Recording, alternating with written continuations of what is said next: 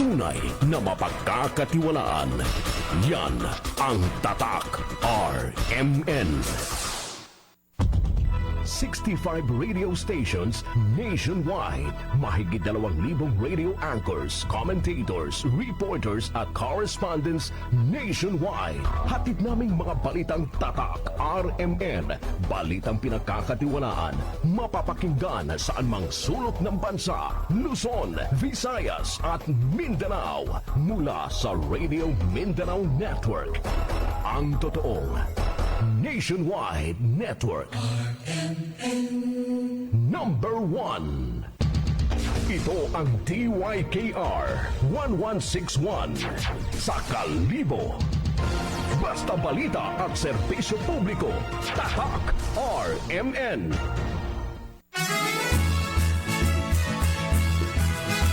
Masaganang Kokobuhayan, Radyo Eskwela sa Pagdidiyugan na. Hatid sa inyo ng Agricultural Training Institute, Regional Training Center 6, Philippine Coconut Authority, Department of Agriculture at RMN DYKR Kalibo. Kasama ang Office of the Provincial at Municipal Agriculturist. Masagana ag sapat, kaya iya kita mag-aangat coconut.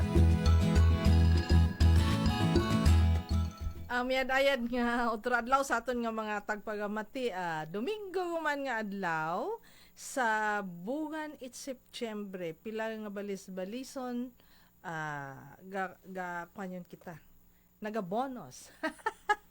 So sa aton nga mga tagpagamati miyad-ayad nga otro adlaw rayang programa ginahatod sa inyong pamatian kung Agricultural Training Institute, Regional Training Center 6 nga nakabase sa Aklan State University nga ginadumagahan ni Ma'am Mary Ann Ramos bilang Center Director.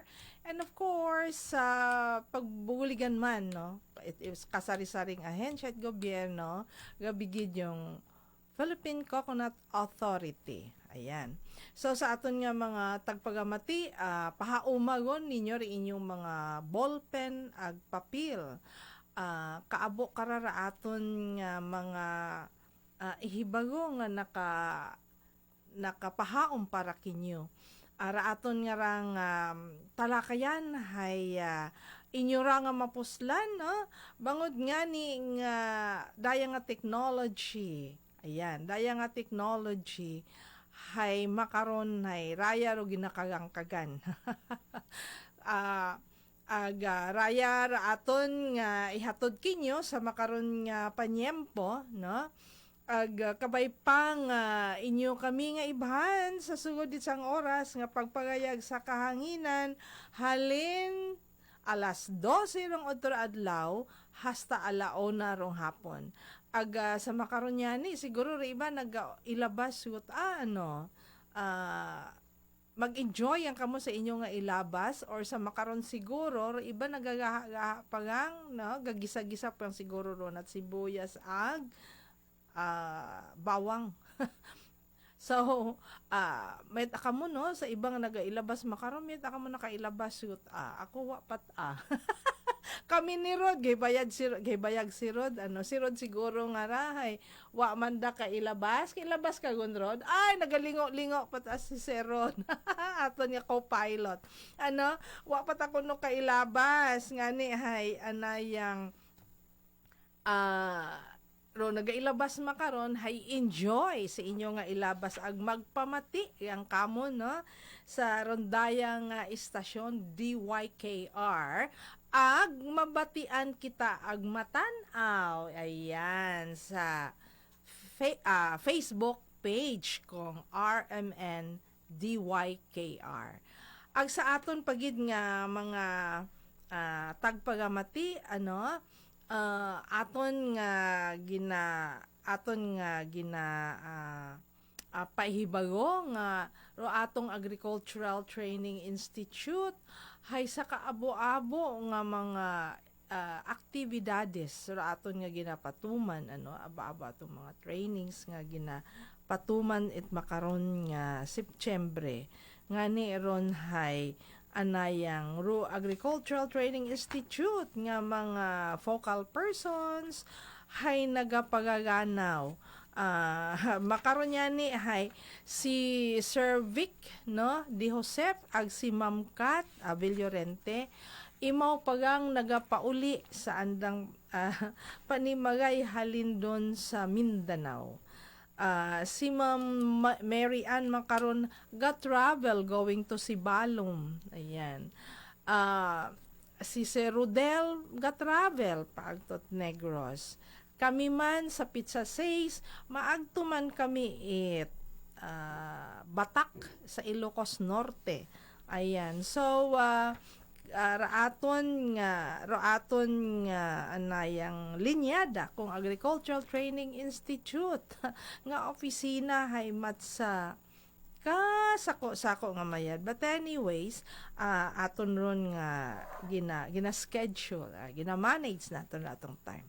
So, sa makaron, no, inyong mangin kaibahan sa sugod isang oras nga pagpagayag sa kahanginan for Mortalia and sa isagang kalinya. Ayan, sa bilog nga linya, aton karang mangin kaibahan, no?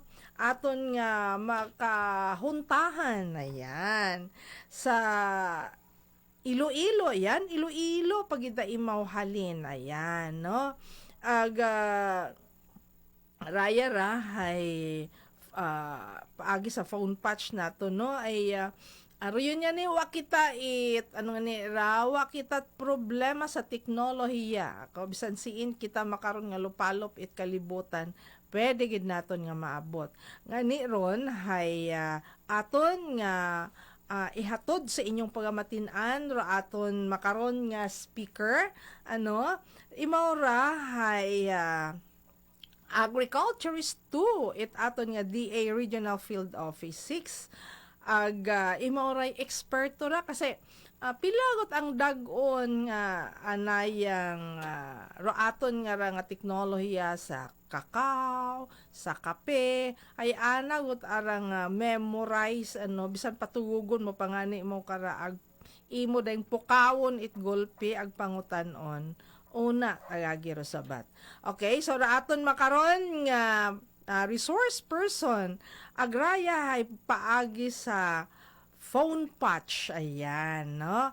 At iba kundi si Sir Relven, ayan, si Relven Paragoa, imauraro aton nga Agriculturist 2 kung Department of Agriculture Regional Field Office 6. Ayan, Sir Relven, maayong udto nagali, maayong udto sa imo, Sir Relven. Mayong ito things with first card pa, yung hapon sa tagpalamati sa mataganang kokobuhayan Pwede eskwela sa Pagnyunyugan. Yan, oo. Nabatian ninyo, tingog ni Sir Relven. Abi ninyo, 18 anyos ning speaker. Hindi, no? pila ka naka, Sir Relven, naka-celebrate sang ika-18 anyos. Doon ka tatlo naman. Ayan. So sa aton nga mga tagpalamati, hindi ka mo magkasala nga 18 anyos ang inyo kaistorya. Okay, Sir Relven, ano aton subong nga topiko, sir? Actually, ang topiko naton nga i-discuss karon ma'am sa aton nga mga coconut farmers is intercropping of cow sa aton mga kanyugan. No? So, i-discuss ko ma'am ang priority activity ng Department of Agriculture under HBCDP Banner Program about CFIDP implementation sa aton nga mga coconut farmers. Okay. Go ahead, Sir Relven. Yes, ma'am. So, ang aton nga priority is una-una is rehabilitation and rejuvenation of existing coffee and cacao trees, no? Siyempre, sa una pa, ang ato nga mga previous years, ang ato nga patag na sila sa mga planting materials on coffee and cacao sa aton mga coconut farmers, which is gintanom na nila sa ilang field. And then, ang ibang dito ma'am is nag-overgrown na siya. Wala siya na pruningan, kaya mostly, ang ginatag sa ila is yung seedlings lang, hindi grafted. No? So, muna na priority, ang rehabilitation, no? I-improve niya nga quality, una, Ikadua, improve man ang iyang production, no? Mapataas man nato ng iyang production. Tapos, maghatag man kita sa mga planting materials. This is belong in siya sa expansion of coconut, coffee, and coconut cacao intercropping. So, gahatag magta Department of Agriculture through CFIDP program, gahatag magtagapabad magta sa planting materials, which is effectively propagated planting materials for cacao and coffee, no? Mag-establish magkita sa mga coffee and cacao sa probinsya. In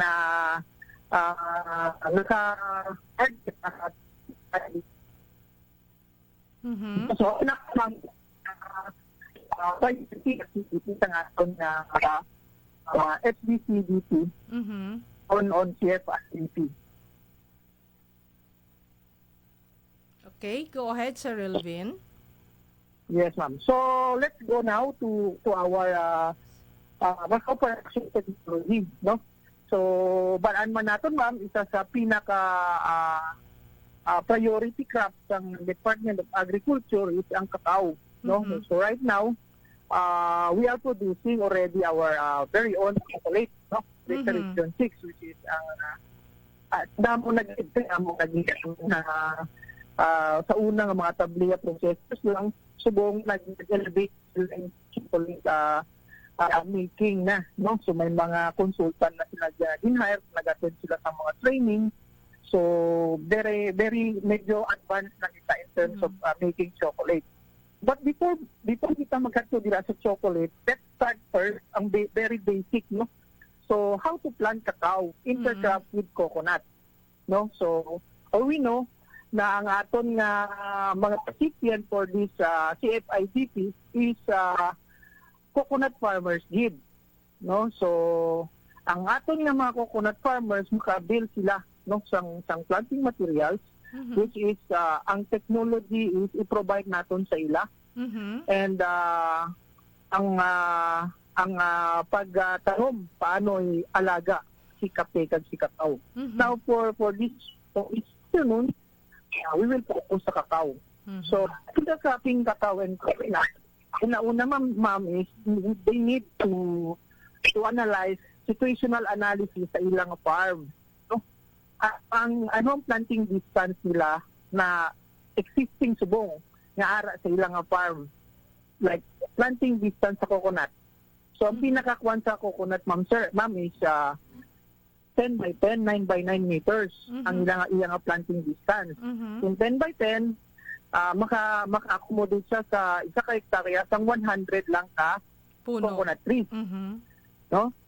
So kung 100 lang isa ka hektarya, may space pa din siya, ma'am, na pwede isalot o isulod si cacao o si kape.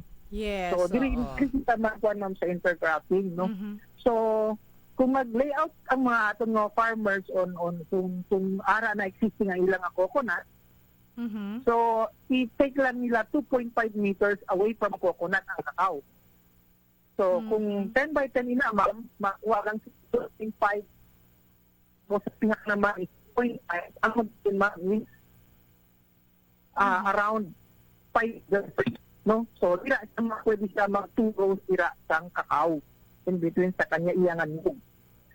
So, abo na siya. Kung 10 meters by 10 meters, that's why ang barukain na, ma'am, dapat mag-situational analysis ana sila. Kay also, our coconut farmers, though nagtanom na lang basta kung diin-diin nila, ma'am. So, wala sila proper farm planning. Yes, so, dapat may farm planning din sila. So, start sila with layouting sa ilang coconut, kaya para namin man tulukon, kumbaga kung may mga bisita, namin man ang pag-establish niya sa iyang farm, coconut farm. So intercrop natin si cacao, amo lang na siya. Kaya ang planting distance ni cacao, ma'am, is pwede siya sa 2.5 or 3 meters by 3 meters. In between cacao na siya. In between cacao and coconut, ako na siya 2.5 pwede siya sa 2.5. So kung ang space is 10 by 10 meters, ina-give siyang space na pwede double row sa ang double row cacao Hindi man mabudlayan ang magpansa sa coconut. Mhm. So, ina kung 10 meters by 10 meters. Now, so ang ginahatag nato na planting materials on the clone sa cacao is bali apat ang ito na gina-procure ma'am actually. This is nabilong siya sa Trinitario variety. Mhm. Ang aton nga mga clones which is DR25, Mhm. K1, K2, kag US18. By the way, we have only 3 main varieties sa cacao diri sa aton sa Pilipinas. We have the Criollo, amo niyang pinakamanamit tani na klase nga cacao. Sir Elvin? Hello, Yes, Sir ma'am. Elvin. Ano Yes, tong ma'am. Yes, unang ano tong unang variety nga manamit? Pwede mo ma-spell? Yes, ma'am. Criollo. Criollo. Meaning, Criollo. Okay. Criollo. Criollo. Yes, Okay. ma'am. Oo. Sige. Yes, ma'am. So, Go ahead, amo na sir. tani ang pinaka manamit nga klase, ma'am, nga tsokolate kag amo na ang pinakmahal Mhm. na klase sa nga kakao na ginapangita gyud sa market, no? Mhm. Superior quality and relatively susceptible to pests and diseases. So, amo lang na niya ko, ma'am, once maghambal kita sa aton nga local term is native. So, native na nga kakao. So, basta native gani, makakit na siya. Say, so, para sa native na ano, no, compare natin sa broiler or sa quality na manok. So, mas manamig din ang native. So, amo na ang Criollo, ma'am. And then, the second is Forastero. So, amo niya ang mga higher variety, but hindi siya manamit, ma'am, kung himuon mo sa chocolate. So, amo na kung bakit quality siya, compare with sa manok, amo siya ang mga tayo sa mga 45 days kumbaga. And then, yes ma'am. Ang number And then- 2, pwede sir, i-spell mo rin ulit. Okay ma'am, sure ma'am. Forastero is Forastero.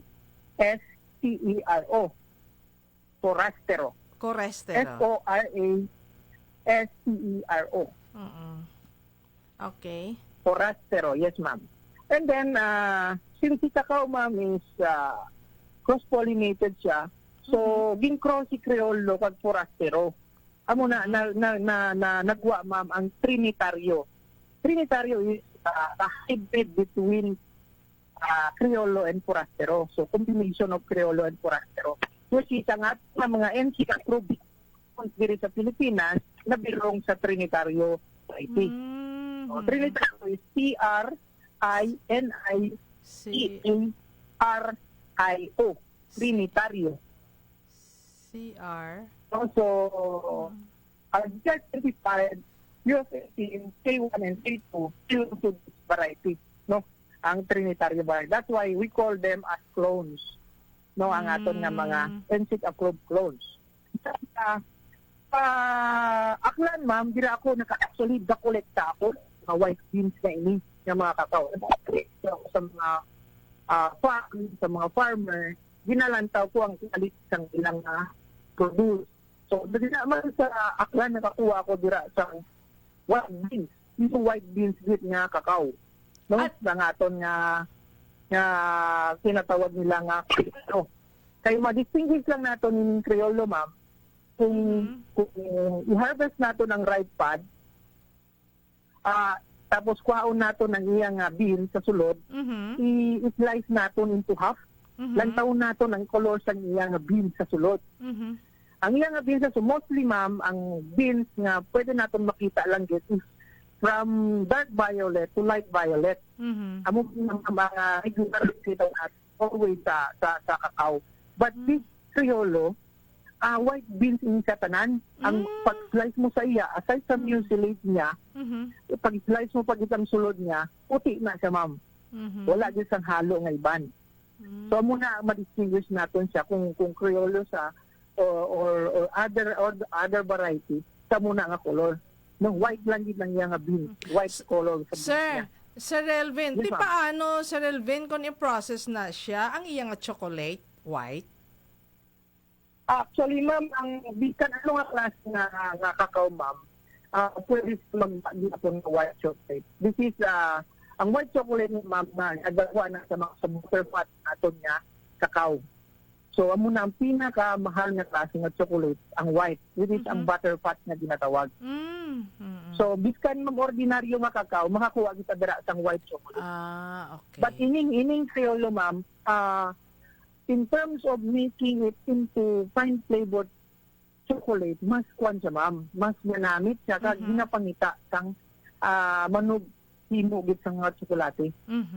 So that's why ma'am, last 2021, nagdaog ang taga Negros in the name of, in the person of Sir Christopher Padriga sa Gwa, no? Sa France, ba? tungod sa nagdaog sa ma'am sang gold medal, no? Sa France, tungod sa iniyang iya nga ginatanom. Amo niyang iya nga gintanom. Criollo. So, dira pa lang ma'am, makita natin ma'am na may importante siya, kag may market siya, nga matuod-tuod. Aside from that, ma'am, kay ni asa subong mamiara nga fine flavored, fine chocolate and bulk chocolate. So, ining mga iban nga kuan, ma'am, ining nga mga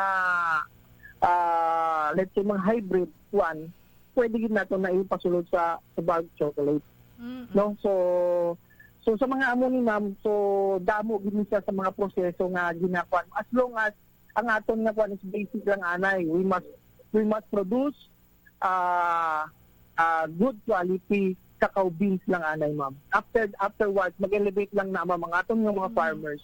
Amo lang galini paghimo isang fine flavored chocolate. Depende lang na ma'am sa how you ferment your beans. Kay sa Trinitario ma'am, may ara naman sila nakita, nakuha nga fine chocolate sa Trinitario. Which is amo na ginahatag sang gobyerno sa Subong. So, ma'am, so eventually, like, parehas lang ni ma'am sa una, ma'am. Ang atong nga mga tableya processor is tableya lang yun. Pinaprocess nila. But now, ga-process na sila into chocolate na. So, parang ako na, ma'am, ang mga learning na haran na sa aton nga kasaog sa production, nilipid pa rin natin na to make it good quality in terms na sa pag-hilo sa chocolate. Okay, so amo na ma'am sir no ang aton nga tatlo ka variety, Criollo, Forastero, kag Trinitario. Now, let's go sa key factors sa cacao production. Sa unang gid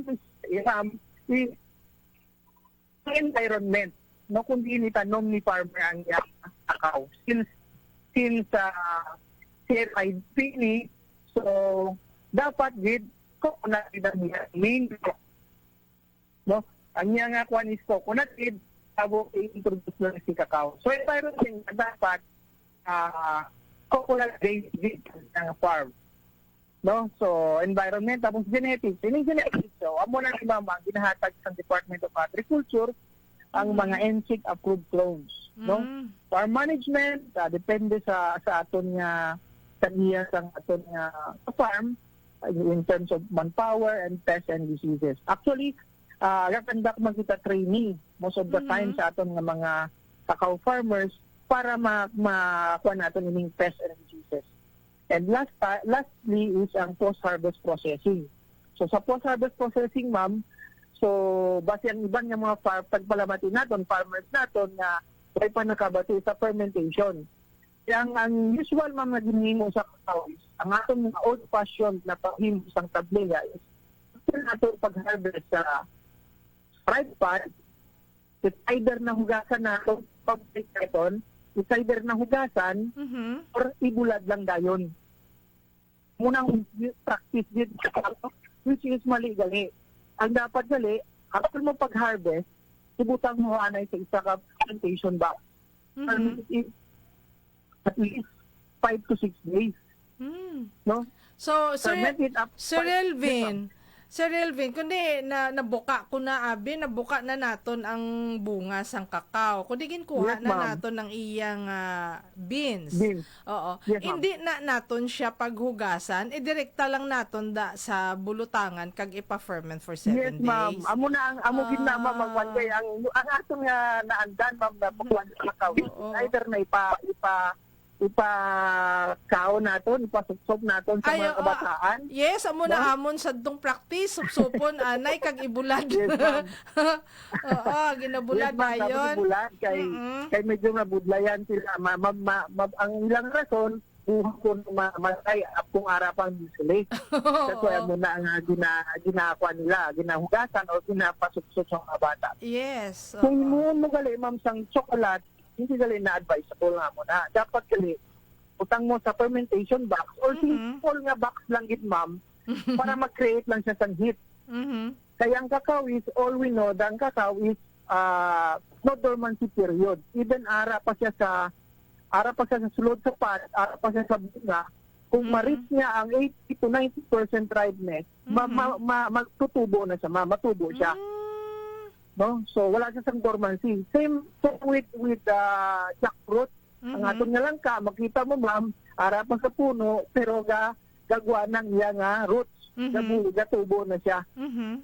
Okay, so amo na si cacao, ma'am. So wala siya sang dormancy period. Once ma'am, stop natin siya, na-expose siya sa init, tagaan siya sang maayo nga climatic condition. Matubo siya. So i-intermit natin siya para mapatayan niya nga embryo. So, garit siya up to 49 to 50 degrees. So, medyo mainit siya during fermentation process. So, para mapatayan niya nga embryo, magwa ang niya nga aroma na tsokolate. No? So, amo na mga aton nga kwan sa cacao. So, ang kwan niya is, amo to, i-ferment siya. But before ka mag-get to the production, so, dito dirita sa environment. When cacao, ma'am, ay ang iyang kumbaga partner, no? Ang partner niya is coconut. Si coconut sa iya, tapos sa nubo lang, we maintain it at to 3 to 4 meters lang ang height niya. Tapos gahatag seed si coconut, no? Ang seed nila ni cacao, ma'am, from planting, no? So, during the vegetative stage, from planting, they need around 75% seed.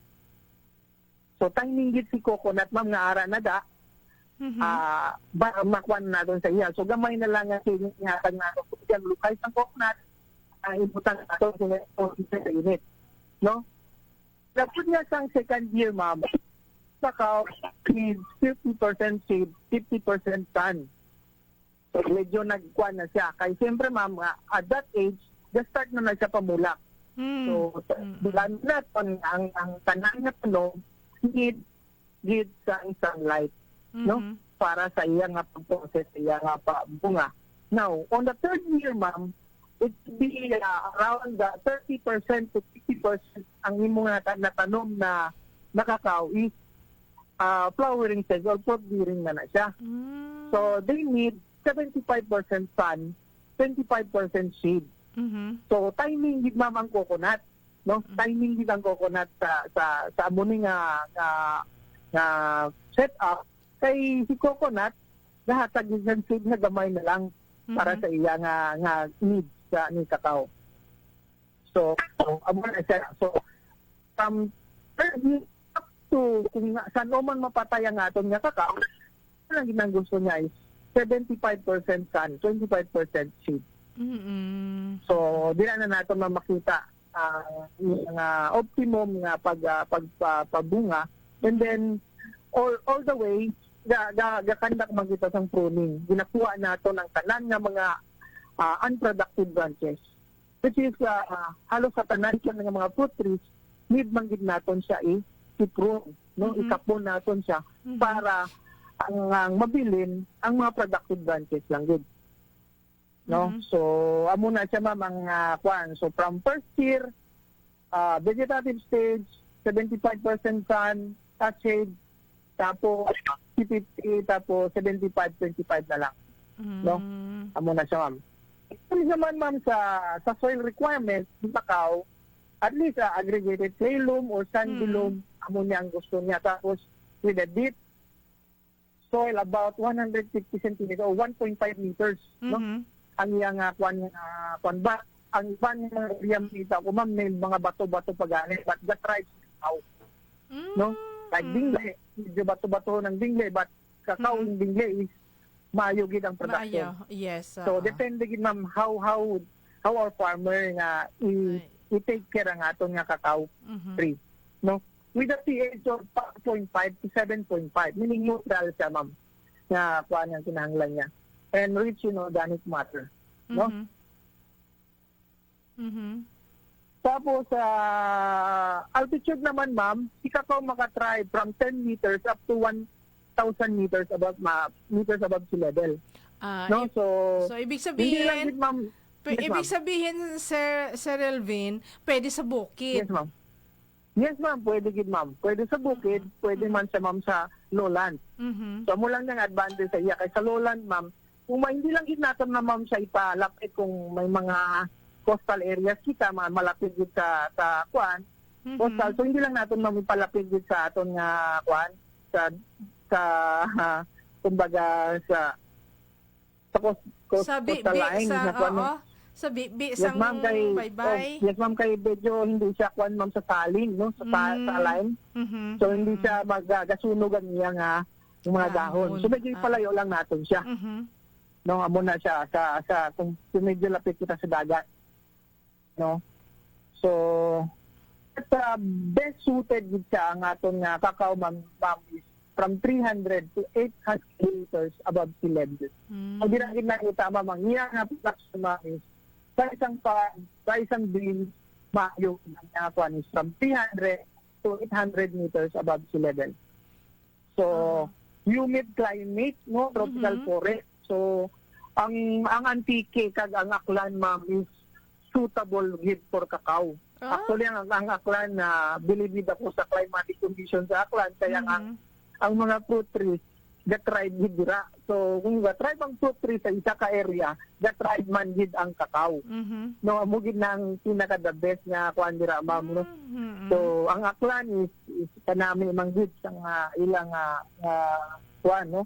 Ang ilang pero may kuan lang ang aklan, do may drought season ng aklan eh. Ang kuan ang antike.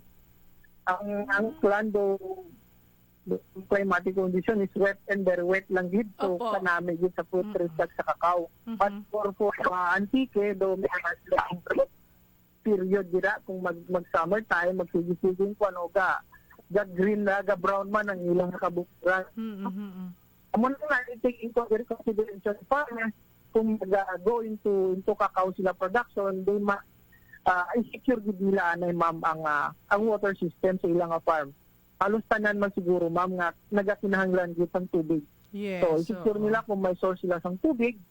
Kung rain-fed man lang ma'am, so i-secure man nila gihapon ang kumbaga nga ako nga pinpoint is ang maghatag sa shade sa aton nga kakao. Kung mag-expose siya sa init tapos sobra wala pag isang tubig, dahil sa kuan sektuan ang iyang production. No?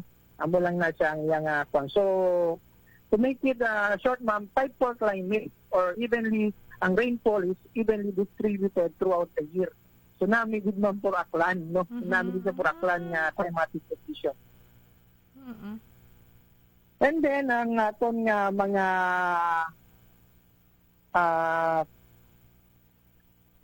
clones nga NSIG approved na sa National Seed Industry Council. Ang amo to ang ginahatag nato, no, ang US18, K1, K2, BR25, niya man kita ay CS40, UIT1, P7, no. But ang ginakuan ko lang gid, ang ginaprocure sang Department of Agriculture is 4 lang. Mga red ang yang colors ang mga pad niya, ma'am. So no, red ang colors ang pad niya, ang K1, K2, BR18 kag BR25.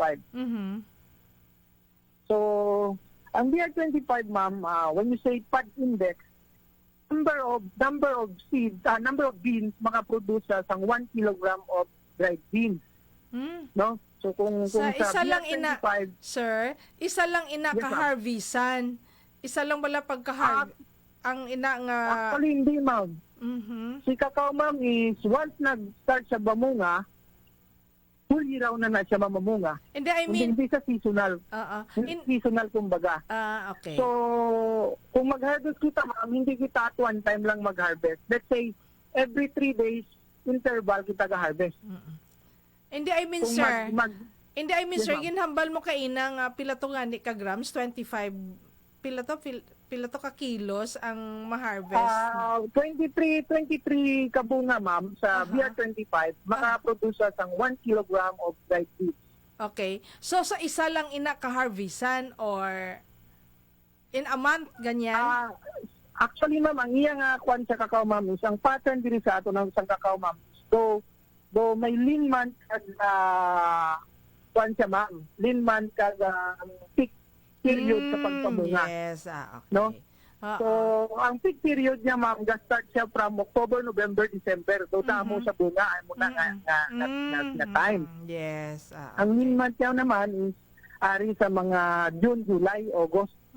Lean month niya nga kwan. Kay ang kakao is from flowering to harvest, it takes around 5 to 6 months.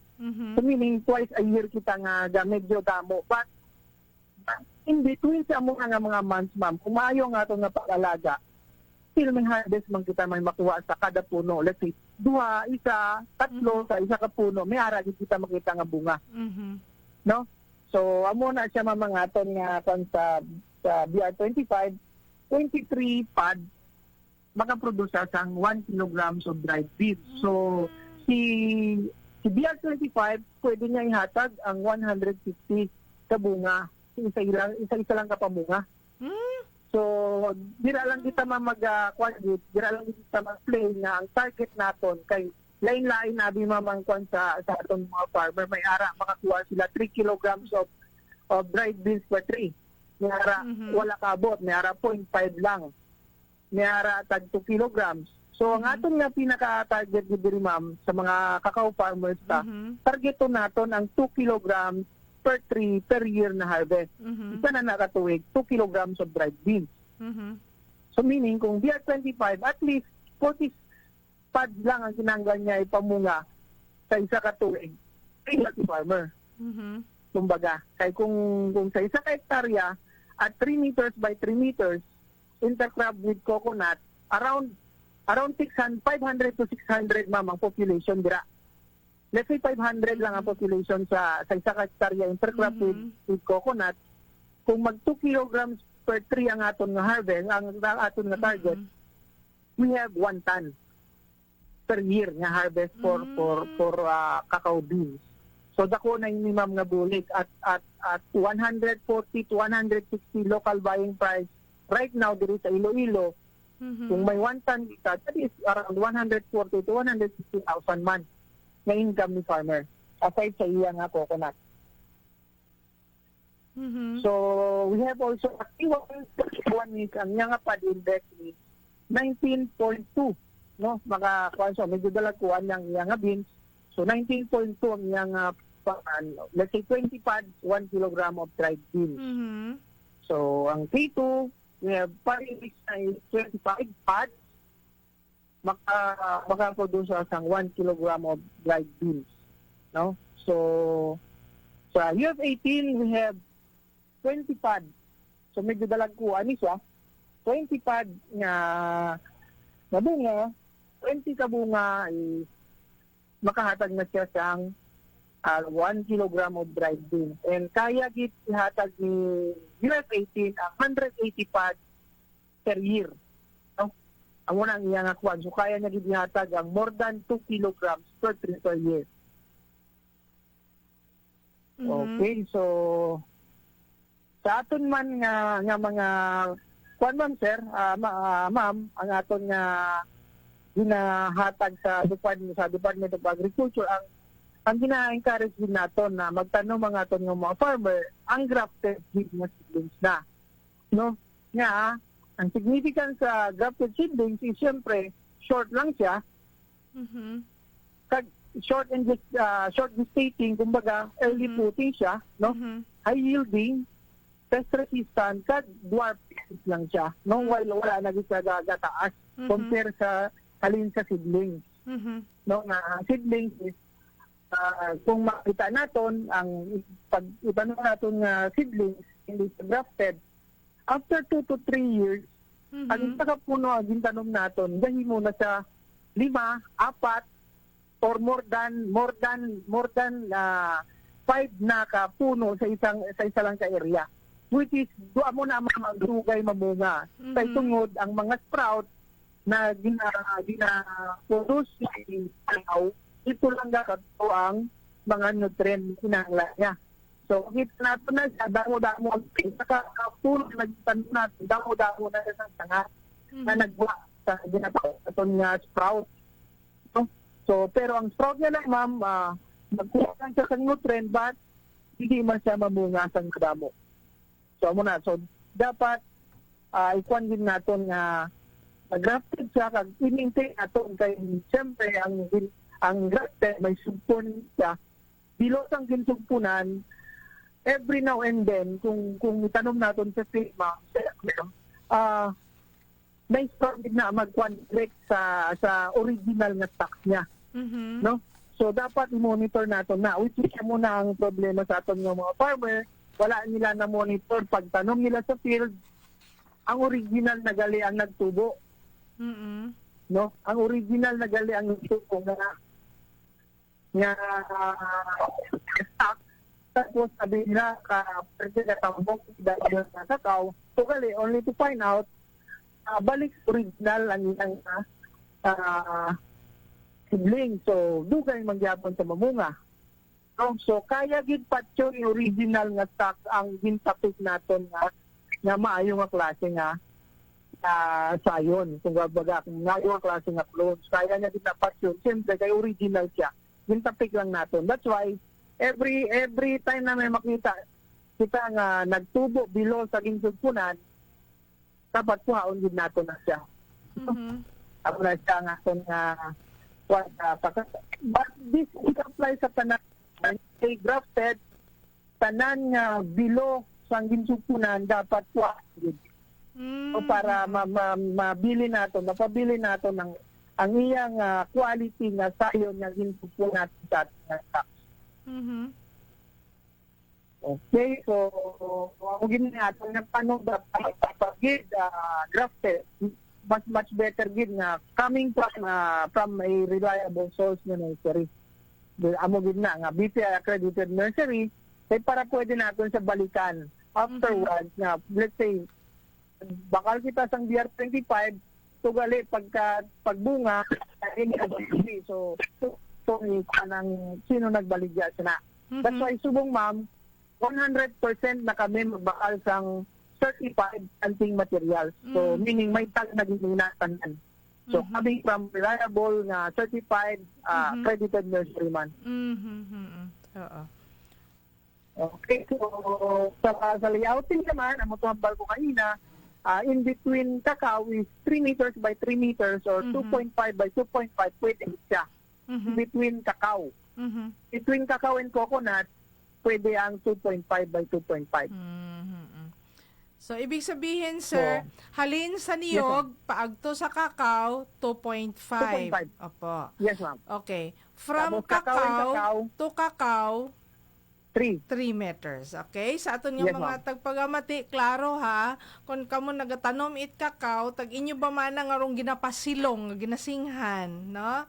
Nang amo na bala ginahambal Sir Elvin nga daw ginapasilong mo bala gina-intercrop mo Yes, no. ma'am. Ginatagtaan mo siya sang seed, no? Oo.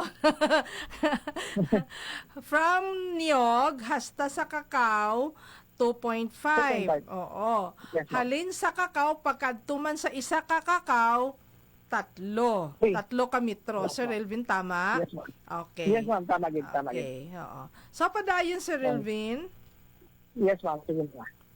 So, sa atin man kung mga makabaton ita mga bouncer sang planting material sa kakao, wala na i-rate natin natin nga rin. Muna ito ang planting distance 2.5 by 2.5 or 30 meters. So, ang aton nga naman, ang aton na buho, ang size ng buho, ma'am sir, is much better kung the bigger the hole, the better. No? Siyempre, imagine natin, ma'am, nga for 6 to 8 months or 1 year, nga ara na sa polypag ang aton nga seedlings. So, hanggang sila, ma'am, kayo lang nahira sa aton polypag. with nga pag itanom natin sa field, padaon man na sa sa ibutang. Mhm. So para ang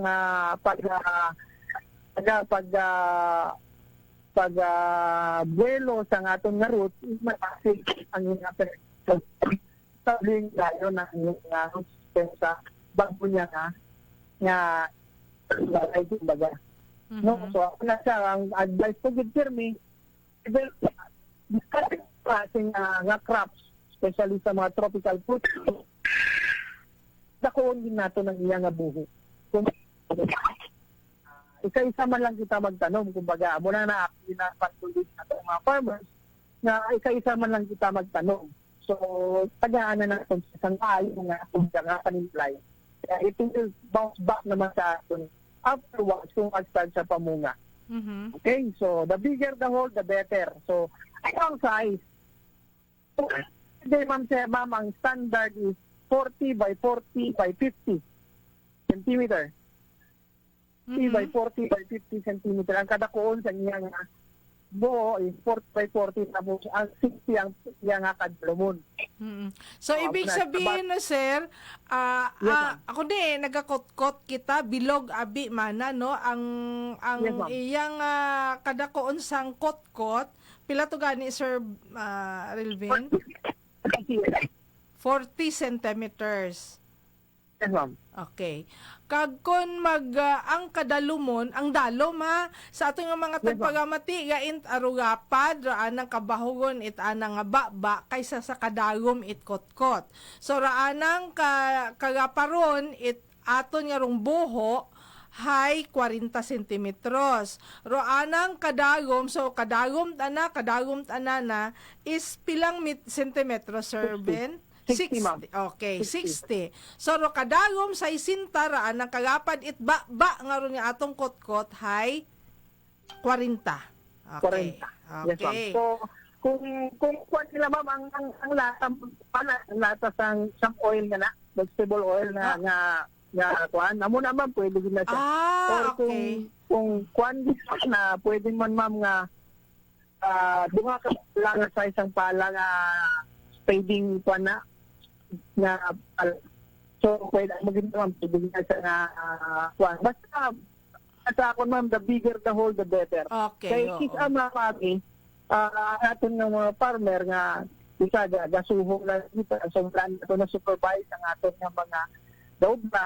So, ang mga daubra, basta matanom lang sa field, okay na. So, they don't mind kung ano ang kadagkuon sang kuano. Much better gid nga i-supervise nila i-kuan gid kung ano kadako ang buho nga dapat para sa aton nga tanig, no? And then pagka-ara na ang buho, so kuhaon din nato ng kung mag-transplant na kita, kuhaon din nato ng polybag. Mhm. Kaya ang iba na mali kuhaon lang ang buho sa polybag, okay na. Kaya drama lang maglusotan ang gamot. So sa aton nga pan ma'am sa kakao, dapat kuhaon tanan. Itiun mo gid ang iyang polybag. Mhm. Kag ibutang sa buho ang kuan firm ang iyang lupa sa bunan. Mhm. No, so amo gid na nga aton nga kinahanglan himuon kay mostly makita ko man sa field ara pa naka kuan pat idala ang plastic ang polybag lubong no sa kuan sa din tanom. So it will take time na para madunot ang plastic sa ilalim sa lupa. So amo man na ang pag-well sa aton nga kataw kung buhay siya. No, so kinahanglan kuhaon gid nato ng polybag. Mhm. So, dira, kung may, kay ang sa CFIDP, kami ara kita intervention on fertilizer sa aton nga mga farmer. No, so may ara kita, Mhm.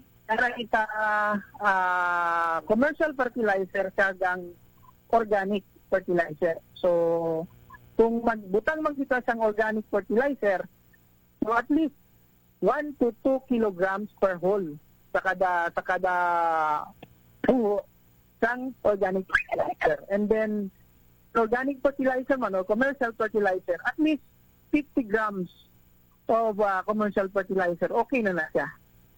Mhm. Okay na siya, 50 grams. So, as your cacao grows, so cacao grows. So siyempre ang fertilizer requirement ay kataas man. Up to kung fruit bearing na gid siya, up to 250 grams man lang of commercial fertilizer per tree per application. Meaning, kung apply kita every 3 months or quarterly isang fertilizer, kada puno sa isa ka tuig is 1 kilogram man lang kinahanglan niya. No, so amo na siyang requirement ma'am for fruit bearing na sang cacao.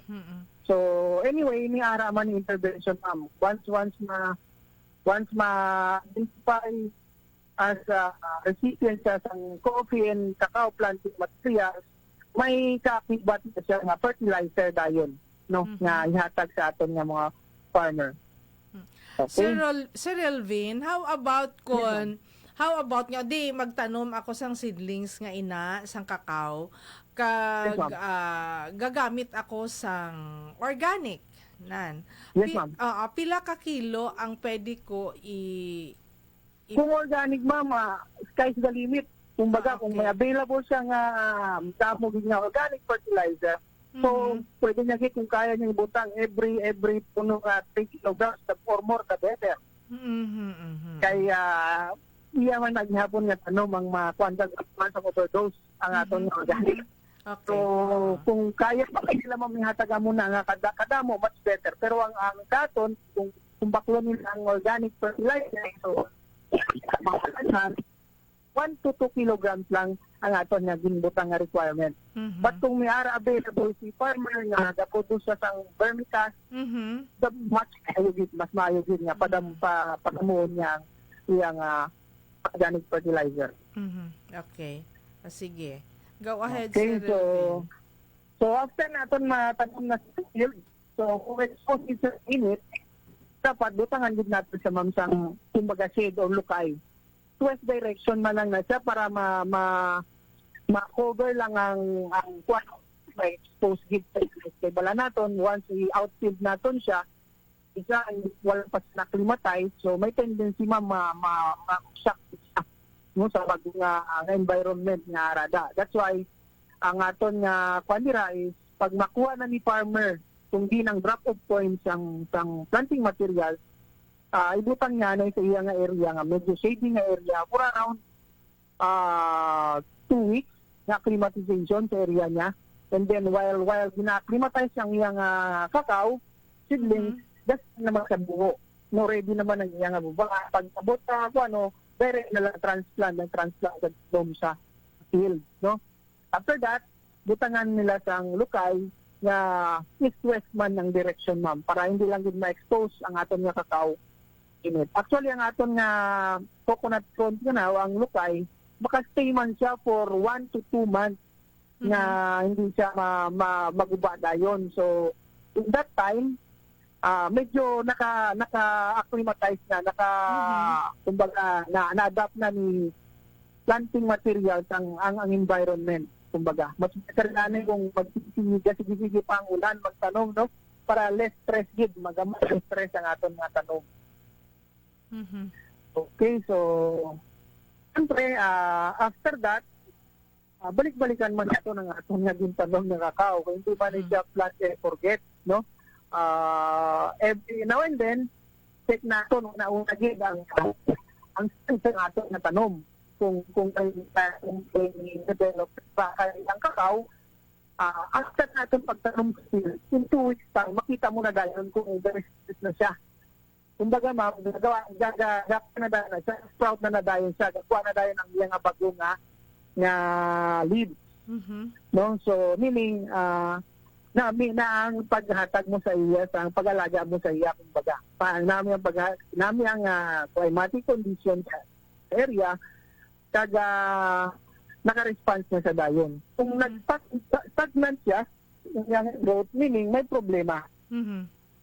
It might be during transplant, natandugan ang iyang roots. Kumbaga na ako ng iyang roots, that's why wala sang development sa iyang leaves nga bago nga nagwa. So amo na ang mga dapat naton lantawon kung after 2 weeks wala sang development or wala sang sprout nga bagong leaves nagwa sa aton nga Or wala cacao planting material. or wala nag-ugbos, no? Wala nagpang-ugbos. Yes, ma'am, wala nag-ugbos. Ang pinaka-panis, wala nag-ugbos. Wala Tama. nag-ugbos. Okay, so after that, siyempre, pag natapos na natin tanom, ask for blessings, no? Malay mo, tagaan ta sa after natin pagtanom, sa field, ginulanan, mayugid. No? Namigid nga kuha nga gaulan, kay na experience namin sa tanom during rainy season, kay less gid ang stress, ma'am. Bata mo lang na, i-monitor lang natin after 2 weeks, kay ang iban natin na kuan kung maayo ang pagtanong maayo ang atag natin sa abono. In 2 weeks time, gago naman tayo sa mga ikita original, ma'am. Ilos ang gisugpungan. So, amo naman na ang ating i-monitor. So, kuhaon din natin na sa pirmi. No, hindi natin pagpabayaan. Kay amo na ang dasing magtaas, tapos kaya niya patsyon ang ating naging sugpungan. Ang aton nga planting materials is grafted. No? Kita nyo gid na ang din aton nga mga tanong. Okay, so ang pandira, so after naton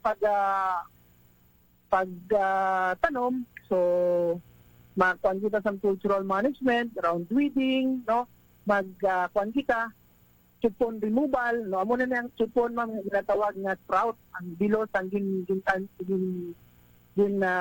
sugpunan, no, may chupon man kakao, no. Sabi ko, ang bata lang ang chupon, ang kakao niyara manggali. So, chupon removal, tipping off dominant branches, no.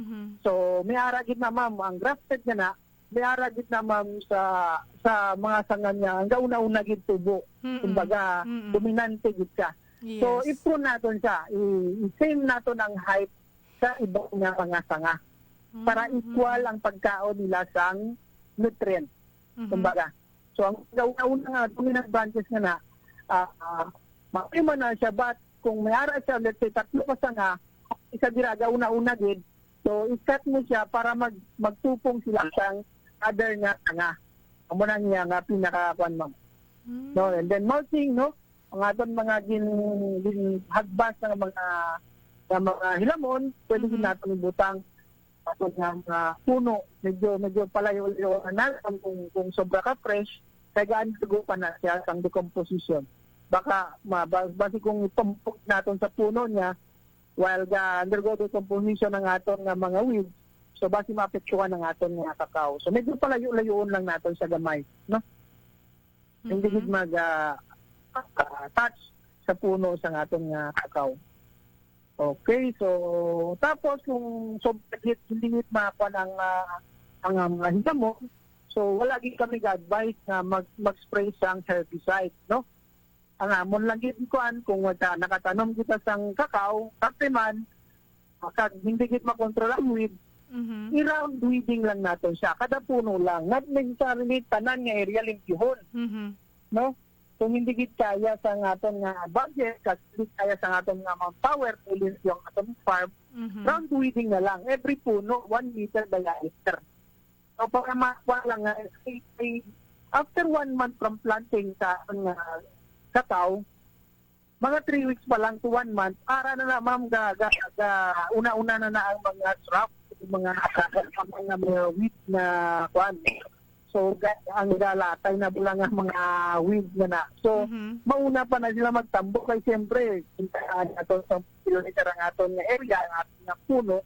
So, nakatilaw man na sila sa fertilizer. That's why, mas kuan man sila magtubo. So, isip naton, round weeding naton siya para limpyo ang aton nga kakao. No? And at the same time, ang aton nga coconut. So, mulching, ginakuan din natin ang mulching. Tapos sa mga flat area, ay kung mag-ulan, stagnant ang tubig, so kinahanglan butangan natin sa drainage. No, kasi kakao, kung firme na hindi na ginatiyan sa tubig, so may tendency na masudlan siya sang ini nga ginatawag na stem canker disease. No? So, masudlan siya, yung so, may tendency na mapatay siya kung mo na nga kwan. So, may proper drainage system kung ara siya sa mga ginabahaan o ginakon nga area, lowland na area. No, so frequency of applications ang foliar, kung may foliar man kita, kung may mga homemade man kita nga foliar fertilizer, every 2 weeks, no? Spray natin siya kung may ara kita. Kung bastante ang ito nga foliar fertilizer, no? Every 2 weeks lang naman para makakuha ng aton nga. Kung perfect, so amo na to, dito kita mag-balik sa every 3 months, every quarter nga fertilizer application. So, ini siya, depende na sa aton nga farmer, kung may sobrang kwarta, but kung wala gid, so we will stick sa ating program na ginatag sa Department of Agriculture, dito na mayara sa every 3 months na application sa aton, particular application sa aton nga. No. So far, kung 1 taon natin fertilization ng 1 month is every 3 months hit. So, first month, pagtanong pa lang, 50 grams. Third month, so let's say on the third month, another 50 grams. 6 months, 50 grams. And on the 9th month, so medyo magtaas na siya, 70 grams na siya per tree. No, 2 months, 1 year, 90 grams siya. So, up to pag-abot niya sa productive stage is 250 grams, no? So, muna niya nga kwan. So, ang kwan lang natin is complete fertilizer man lang. So, kung bakwa na siya, kung kumbaga kung na siya, 50 grams of complete fertilizer and 50 grams of 0060 or muriate of potash, no? Muna nga kwan po para sa pamunga na gid na siya. So, frequency application still 3 months. Okay, so muna nga aton nga kwan ma'am sa aton nga cacao technology. Some of that is dapat gid actual, no? Actual sa aton mga farmer kay especially sa pruning. O nila makakuan kung paano natin lang sila sa radio, dapat huwag nilang pag-tuning para makita nila mama kung ano ang mga undesirable branches na pwede natin po i-call out natin. No? This advice sa applicable man sa tanan na fruit trees na mag-kuan kita, na busang pruning sa atong mga fruit trees. Okay. No? Sir Elvin, akaina siling mo nga nagapanghatag ang DA, RFO, sang mga planting materials bala sang kakao. So sino pila kapuno kung sino ang qualified nga makapangayo sang ina nga mga planting materials sang kakao? Yes, ma'am. Actually, ma'am, dito na po. Ang ating nga partner, ang lead agency mag-kuan ma'am, ang PCA, ang mag-identify, recipient. So, yata nila sa amon, sa Department of Agriculture. So, like for example, for this year, may allocation ng ang dumalag sa kapis. So, ato na-deliver na sa site, no? Ang planting material. So sila ma'am ka-identify kung sino sa farmer ang maka-avail sa CFIDP program. So, kami ma'am, pagka-ari na sa amon ng mga master list, amo na ginakuha namon direct sino ng association na tagaan namon. So, halin din ma'am gyapon sa Philippine Coconut Authority. So, bali, kamo lang mahatag kung may ara nga ginhatag nga listahan ang Philippine Coconut Authority. Yes, ma'am. Tama gid. So, siguro, ang mga aton nga mga tagpagamati makaroon no, nga panyempo, kinahanglan nga kung gusto ninyong maka-avail it planting materials, it cacao. Or bisan coffee, Sir Elvin, pwede ma'am, sila yes, ma'am. makapangayo. Pwede gid, Oo. ma'am. Pwede gid. Oo, coffee kag cacao kung kamo nagaplano nga dugangan inyong nga tanom nga kape ag cacao sa idagom ko inyong kanyugan, pwede kamo nga maka-avail itong daya nga rang mga tagamnunon or inugtaganom nga mga seedlings kung kamo hay mag-agto sa PCA or halimbawa nakaparehistro kamo no hay gusto ninyo nga madugangan or magtanom kakao sa inyong kanyugan, pwede kamo nga magpalista igto sa aton nga PCA nga opisina para kamo maka-avail it daya nga mga inugtaganom. Okay, sa aton nga mga tagpagamati, kung nagapamati kamo makaron, pwede kamo makapangayo it cacao seedlings or kape. Provided that Yes, ma'am. nakaparehistro or nakapalista sa PCA. Okay, Sir Elvin? Tama, ma'am. Okay. Ma'am, tama, ma'am. So, mga naikuan man na sila, ma'am, dapat ka-register sila sa National Coconut Farmers Registry System. Opo, No, okay. so para Oo. makakuan sila. Maka-avail sila sa mga maka-avail kanami sila. kini nga programa sa Oo. CFIDP subong kay 15 line, 14 or 15 line na national line agency Yes, oo. connected to this program. So para gid mi sa coconut Nga farmers. Yes, oo. Kay for 40 years nga na daw nalipatan sila. Yes, ma'am. Yes, tama gid, Oo, tama. daw nalipatan ng aton nga mga coconut farmers sa subong makaron pagang kita na nagkuan amo pa lang kita nakabalik naman ang programa sang para sa aton nga mga coconut planters. Sa kaysa tung una, may CocoFed kita nga programa, kadamo-damo nga mga nag-graduate nga mga scholars ang CocoFed nga kung sa diin kadamo ng mga successful nga mga graduates ang CocoFed. So, daw na after that, daw na ano kita nabayaan. Pero subong, ginabalik na naman sang aton nga gobyerno para ang atong mga kwarta sang coconut levy mapuslan na naman sang mga mangunguma. Okay?